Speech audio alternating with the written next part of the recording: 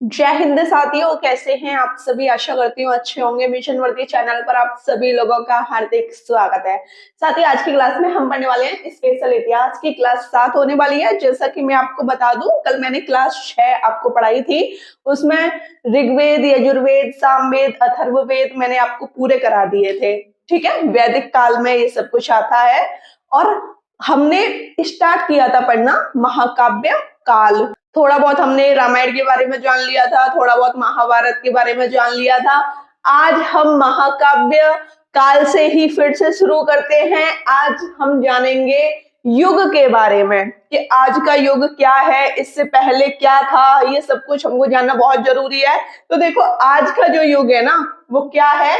कल युग। इसमें मानव बहुत नीच हो गया है ना। झूठ बोलता है, धोखा देता है, तो बहुत बेकार युग हो गया है कलयुग। लेकिन इससे पहले अब बात करते हैं कि कलयुग कब से शुरू हो गया था।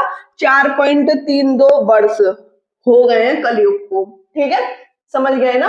अब कलयुग शुरू तो यहां से हो गया, और आज भी वर्तमान में भी क्या चल रहा है? कलयुग चल रहा है। कलयुग से पहले था आपका द्वापर युग।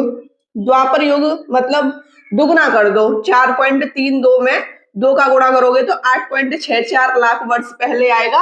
यहाँ पर महाभारत का जो युग था ना, उसी को हम द्वापर युग बोलते हैं। महाभारत किस युग में रचा गया? द्वापर युग में। अब बात करते हैं त्रेता युग। त्रेता युग कब आया? त्रेता युग आया, आप 4.32 में 3 का गुणा कर दो तो 12.96 लाख वर्ष पहले आ जाएगा आपका त्रेता युग। रामायण त्रेता युग से संबंधित है। ठीक है, समझ गए ना। और ये जो है ना सतयुग, सतयुग बहुत इंपॉर्टेंट है। सतयुग में आप 4.32 में 4 का गुणा कर दो तो आ जाएगा 17.28 लाख वर्ष पहले का युग आपका सतयुग है। और यहाँ का जो मानव था वो बहुत ही कुलीनता वाला था। कुलीनता बोले तो ना तो बिल्कुल झूठ बोलता था, अगर झूठ या पाप हो जाता था तो हमेशा उसको सोचता था कि कैसे भी करके पश्चाताप कर लूं मैं। ठीक है, तो ये युग आपको याद रखने हैं, बहुत इंपॉर्टेंट है। अब बात कर लेते हैं श्री रामचरितमानस में कितने कांड हैं? 7 कांड है। और श्लोक कितने हैं?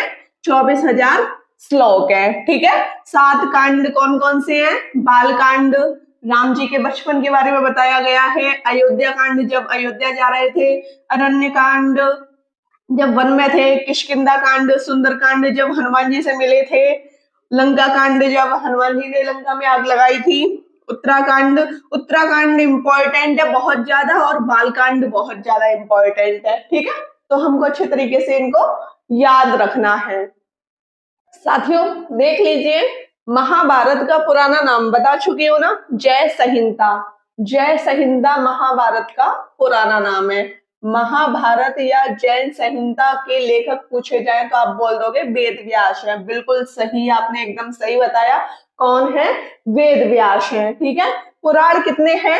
18 पुराण है। आपको ये अच्छी तरीके से याद रखने हैं। वेद कितने हैं, वेदांग कितने हैं, उपनिषद कितने हैं, पुराण कितने हैं, ये सब कुछ आपको पता होना चाहिए। ठीक है, सबसे पुराना पुराण पूछा जाता है कौन सा है? मत्स्य पुराण, जो कि सातवाहन वंश के बारे में बताता है। ठीक है, विष्णु पुराण में मौर्य वंश के बारे में बताया गया है। वायु पुराण में गुप्त वंश के बारे में। भगवत पुराण में कृष्ण भक्ति के बारे में बताया गया है। ठीक है, भगवान विष्णु के 10 अवतार आपने कौन कौन से अवतार ज्यादातर देखे होंगे? आपने परशुराम के रूप में भगवान विष्णु को देखा होगा, कृष्ण के रूप में देखा होगा, श्री रामचंद्र जी के रूप में देखा होगा, बुद्ध के रूप में देखा होगा। कहीं कहीं बार आपने मत्स्य अवतार भी सुना होगा, है ना। लेकिन आज आप इनके 10 अवतारों को अच्छे तरीके से सुन लेंगे, पढ़ लेंगे। भगवान विष्णु के 10 अवतार हैं। मत्स्य अवतार, कूर्मा अवतार, बारह अवतार, नरसिंह अवतार, वामन अवतार, परशुराम अवतार, श्री कृष्ण अवतार, श्री रामचंद्र अवतार, बुद्ध अवतार, कल्कि अवतार। इनके बारे में हम अंदर से ज्यादा नहीं पढ़ेंगे, बस हाँ इतना पता होना चाहिए कि भगवान विष्णु के 10 अवतार हैं और ये अवतार हैं, ठीक है, समझ गए ना। और जब भी कोई ना कोई अवतार इन्होंने लिया है तो बुराइयों का खात्मा करने के लिए ही इन्होंने अवतार लिया है, ठीक है। साथियों अब बात आ जाती है ज्वालोपनिषद की। पूछ लेता है पेपर में कि बताइए ज्वालोपनिषद में कितने आश्रम हैं, तो आप बोलोगे 4 आश्रम हैं। कितने हैं? 4 आश्रम हैं। कौन कौन से हैं? ब्रह्मचर्य, गृहस्थ, वानप्रस्थ, संन्यास। जब बच्चा छोटा होता है ना, तो उसका जो जीवन है वो किस तरीके से निर्धारित किया जाता है? 4 आश्रमों के रूप में निर्धारित किया जाता है। ब्रह्मचर्य 0 से 25 वर्ष तक, मतलब छोटे से लेकर 25 वर्ष जब तक उसकी उम्र नहीं हो जाती तब तक वो गुरुकुल में जाएगा और वहां से ज्ञान प्राप्त करेगा, ठीक है। गृहस्थ 25 वर्ष से लेकर 50 वर्ष तक वह अपना गृहस्थ जीवन चलाएगा, ठीक है। वानप्रस्थ जीवन की जो उम्र है 50 से 75 वर्ष है और सन्यास की जो उम्र निर्धारित की गई है 75 से 100 वर्ष है। उस समय का जो मानव था वो लगभग 100 वर्ष तक जीवित रहता था। किस काल में? वैदिक काल में, ठीक है। तो देखो पुराणों के रचयिता बहुत ज्यादा पूछा जाता है पेपर में, मोस्ट इंपॉर्टेंट है। लोमहर्ष व उनके पुत्र उग्रश्रवा है, ठीक है। अब हमने पूरा पढ़ लिया है, महाकाव्य काल पूरा पढ़ लिया हमने अच्छे तरीके से। अब हम पढ़ेंगे महाजनपद काल। इसका जो समय है 600 ईसा पूर्व से 400 ईसा पूर्व तक है, ठीक है, समझ गए ना।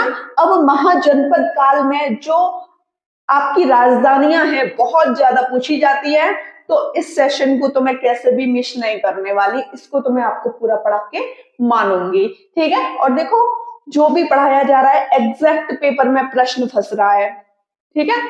तो आप ये ना सोचें कि ये आएगा या नहीं आएगा, भाई बस आप पढ़ते जाओ क्योंकि पेपर में यहीं से प्रश्न पूछे जा रहे हैं, ठीक है। तो देखो महाजनपद काल में सबसे पहले कुल होता है, कुल से बनता है ग्राम, ग्राम से विश्व, विश्व से जन बनता है, जन से जनपद और जनपद से बनता है महाजनपद, ठीक है। यहां तक आपको समझ आ गया। आपको ये क्रम अच्छे तरीके से याद रखना है। अब देखो महाजनपद काल का एग्जैक्ट समय अगर वो पूछेगा तो आप बोलोगे 600 ईसा पूर्व। इस ईसा पूर्व में राज्य की परिभाषा दी गई थी, ठीक है, मोस्ट इंपॉर्टेंट है, पूछ लेता है कि बताइए किस ईसा पूर्व में राज्य की परिभाषा दी गई, तो आप बोलोगे 600 ईसा पूर्व में। किस समय में? महाजनपद काल में, ठीक है। महाजनपदों के बारे में कुछ ग्रंथों से जानकारी मिलती है, इन ग्रंथों के बारे में भी अभी हम पढ़ने वाले हैं। अब हम पढ़ेंगे षड दर्शन कितने हैं? 6 हैं। कौन कौन से हैं? पूर्व मीमांसा में जैमिनी के बारे में बताया गया है। जैमिनी मतलब पूर्व मीमांसा में जैमिनी के बारे में जानने की इच्छा, ठीक है, इसको आपको याद रखना है। पूर्व मीमांसा में क्या है? जानने की इच्छा। किसके बारे में बताया गया है? जैमिनी के बारे में बताया गया है। उत्तर मीमांसा में ब्रह्मसूत्र के बारे में बताया गया है। ब्रह्मसूत्र बोले तो बाद रायण, ठीक है, मतलब कि ब्रह्मा को जानने की जो इच्छा रखता है वहां हम ब्रह्मसूत्र पेपर में दिख जाएगा, ऑप्शन में दिख जाएगा तो हम टिक कर देंगे, या हमको उत्तर मीमांसा दिख जाएगा तो हम पेपर में टिक कर आएंगे, ठीक है। अब आप देख लीजिए सांख्य दर्शन बहुत पूछा जाता है। सांख्य दर्शन में कपिल मुनि के बारे में बताया गया है, मतलब कि सृष्टि रचना किसमें है? सांख्य दर्शन में है। वैशेषिक दर्शन में उलूक कणाद के बारे में बताया गया है। वैशेषिक दर्शन में इंद्रिय बुद्धि मोक्ष की प्राप्ति हो गई थी, इस वजह से इन्होंने ये दर्शन भी लिख दिया। न्याय दर्शन पूछा जाता है पेपर में। न्याय दर्शन में अक्षपाद गौतम के बारे में बताया गया है। जांच पड़ताल इसी दर्शन से प्राप्त हो गई थी, ठीक है। योग दर्शन, भाई इसको तो आप अच्छे तरीके से जानते होंगे, ठीक है। पतंजलि के बारे में बताता है। पतंजलि का जो मतलब ही है वो क्या है? योग का मतलब ही जोड़ है, ठीक है, स्क्रीनशॉट ले लीजिए। महाजनपदों के बारे में कुछ ग्रंथों से जानकारी मिलती है। देख लीजिए, अंगुत्तर निकाय, इसमें बौद्ध धर्म के बारे में बताया गया है, जो कि 16 महाजनपद हैं। ठीक है। भगवती सूत्र में जैन धर्म के बारे में बताया गया है, इसमें भी 16 महाजनपद हैं। अष्टाध्यायी में 22 महाजनपद के बारे में बताया गया है। ये कुछ ग्रंथ ऐसे हैं जहां पर महाजनपद के बारे में जानकारी मिलती है। ठीक है। 16 महाजनपद, जिसमें 14 में क्या था? राजतंत्र। राजतंत्र का मतलब होता है कि राजा का बेटा ही शासन करेगा। ठीक है, समझ गए ना। और 2 थे इसमें गणतंत्र। 2 ऐसे क्षेत्र थे जो कि गणतंत्र थे, मतलब कि जनता द्वारा चुने जाते थे वहां के शासक। पहला था बज्जी, दूसरा था मल्ल। दुनिया का सबसे पहला गणतंत्र पूछा जाए तो आप बोल देना बज्जी है। ठीक है, अगर ऑप्शन में बज्जी रहा हो, मल्ल ऑप्शन में होता है तो फिर आपको ऑप्शन में मल्ल भी लगाना है। एक तरफ मैंने महाजनपद लिखा है, एक तरफ मैंने राजधानी लिखी है। ठीक है। मगध, मगध पेपर में बहुत बार पूछा गया है। सबसे शक्तिशाली महाजनपद कौन सा है? तो आप बता दोगे मगध है। ठीक है। मगध की 3 राजधानियां रही हैं, राजगृह, गिरिब्रज, पाटलिपुत्र। दूसरा है अंग, अंग की राजधानी चंपा। कौशल, कौशल को सरयू भी बोला जाता था। सरयू की राजधानी बोल दें तो साकेत या श्रावस्ती, या तो हम इसको साकेत बोलते थे या हम इसको श्रावस्ती बोलते थे। ठीक है। अवंती, अवंती की उत्तरी राजधानी उज्जैन थी और अवंती की दक्षिणी राजधानी महिष्मती थी, याद रखनी है। ठीक है। गांधार, गांधार की राजधानी तक्षशिला। भाई पेपर में पूछा जाता है, एसएससी का फेवरेट है महाजनपद काल। ठीक है, यहाँ से अवश्य ही पेपर में प्रश्न बना देता है वो। काशी की राजधानी वाराणसी। राजा अश्वसेन के पुत्र 23वें तीर्थकर के बारे में हम पढ़ेंगे जैन धर्म में। ठीक है। पांचाल की राजधानी, एन का मतलब नॉर्थ, उत्तरी राजधानी अहिछत्र थी और इसकी पांचाल की दक्षिणी राजधानी कापिल्य थी। ठीक है, आप इसका स्क्रीनशॉट ले लीजिए। साथियों, वज्जी की राजधानी वैशाली, वज्जी की राजधानी वैशाली। इसमें आम्रपाली का संबंध बताया गया है, आम्रपाली की एक पूरी कहानी है। ठीक है। कंबोज की राजधानी हाटक, इसको राजापुर भी बोला जाता है। ये राजधानी घोड़ों के लिए प्रसिद्ध थी। ठीक है। अश्मक महाजनपद की राजधानी प्रतिष्ठान थी, प्रतिष्ठान को पैठन भी बोलते हैं। मल्ल इंपॉर्टेंट है, मल्ल की राजधानी कुशीनगर। सूरसेन इंपॉर्टेंट है, सूरसेन की राजधानी मथुरा। ठीक है। मत्स्य, मत्स्य की राजधानी विराटनगर। कुरु, कुरु की राजधानी इंद्रप्रस्थ। दिल्ली सल्तनत में मैंने इंद्रप्रस्थ का चर्चा की थी ना, इंद्रप्रस्थ के ऊपर देख लो, उसी की बात हो रही है। कुरु, कुरु की राजधानी इंद्रप्रस्थ और कोष्टक में दिल्ली लिखा हुआ है। वत्स की राजधानी कौशाम्बी। ठीक है, ये भी आपका इंपॉर्टेंट है। चेदी, चेदी की राजधानी शक्तिमती और इसका संबंध, इस राजधानी का संबंध किससे है? कलिंग राजा खारवेल से संबंधित है ये राजधानी। ठीक है। महाजनपद काल के 3 से 4 पॉइंट्स हैं, फिर आपका महाजनपद काल पूरा फिनिश हो जाएगा।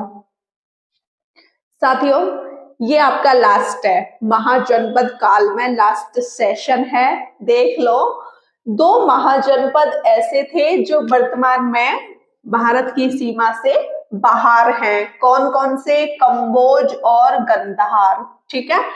अगला पॉइंट है, 16 महाजनपदों में से 8 महाजनपद उत्तर प्रदेश में पड़ते हैं, जहां हम रहते हैं वहां पड़ते हैं। अगला पॉइंट, 16 महाजनपदों में सबसे शक्तिशाली कौन सा था? मगध था, ये तो मैं आपको बता चुकी हूँ। ठीक है।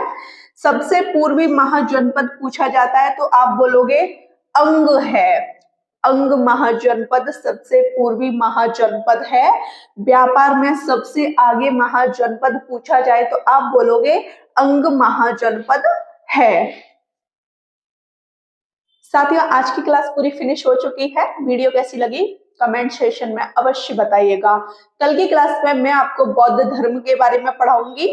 अच्छी लगी हो वीडियो तो लाइक कीजिए, शेयर कीजिए और ज्यादा से ज्यादा कमेंट कीजिए। जय हिंद साथियों।